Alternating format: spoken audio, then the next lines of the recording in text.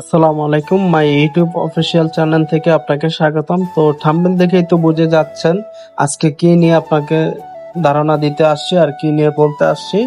তো আমরা ঢাকা টু কলকাতায় খুব কম বাজেটে আমরা কিভাবে ঘুরে আসতে পারবো সম্পূর্ণ এই ভিডিওতে দেখতে পারবেন। ঢাকা টু কলকাতা বেনাপোল হয়ে আমরা কিভাবে যাব।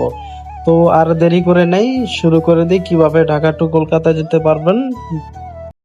আমরা এখন একটা অটো নিয়ে যাচ্ছি ঢাকা কেন্দ্রীয় শহীদ মিনারের সামনে দিয়ে, যেহেতু আমাদের বাসাটা লালবাগের পড়েছে। এখান থেকে আমরা আরামবাগের একটা রিক্সা নিয়েছি। আমরা যেহেতু এখানে দুইজন আমাদের একটা রিক্সা নিয়েছি আরামবাগের বাস কাউন্টার পর্যন্ত।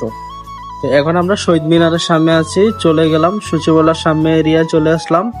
তো আমাদের এখান থেকে বাস ছাড়ার টাইম হলো রাত 11টায়। আমরা 10টার দিকে বের হয়ে গেছি, দুই বন্ধু মিলে চলে যাচ্ছি আমরা আরামবাগের উদ্দেশ্যে।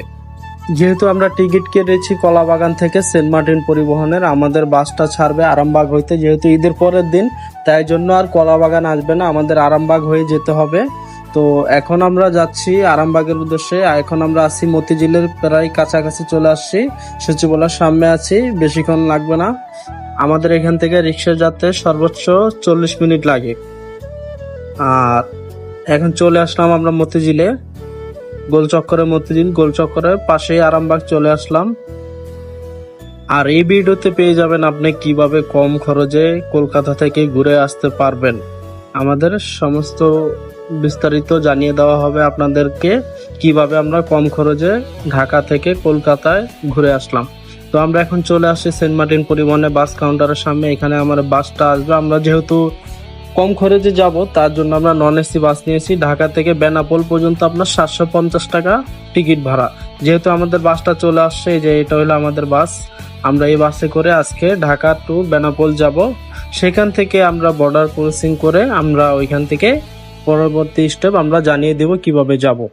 তো আমাদের বাসটি এখন মাওয়া হাই রোডে উঠেছে। এখন আমরা এটা হলো আব্দুল্লাহপুর টোল প্লাজার সামনে। এখন আমরা এই যে আব্দুল্লাহপুরে এখান দিয়ে যাচ্ছি। তো রাত্রের ভিউটা খুব জোস মাওয়া হাই রোডে।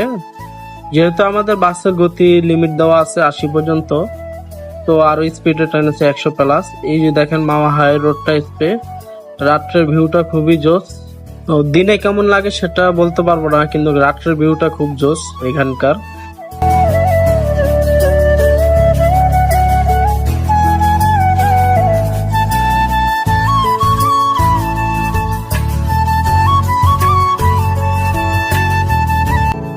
এখন আমরা চলে আসি মাওয়া হাইওয়ে এক্সপ্রেস পার হয়ে আমরা এখন পদ্মা সেতুতে চলে এসেছি।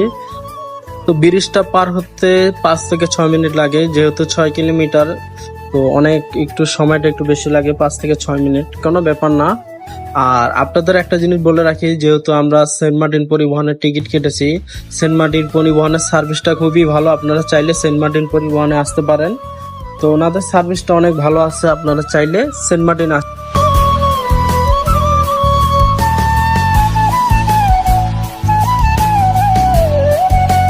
এখন বাজে রাত 2টা। আমাদের বাসটি চলে আসে গোপালগঞ্জ শানপ্রাম রেস্টুরেন্টে, ব্রেক দিয়েছে 30 মিনিটের।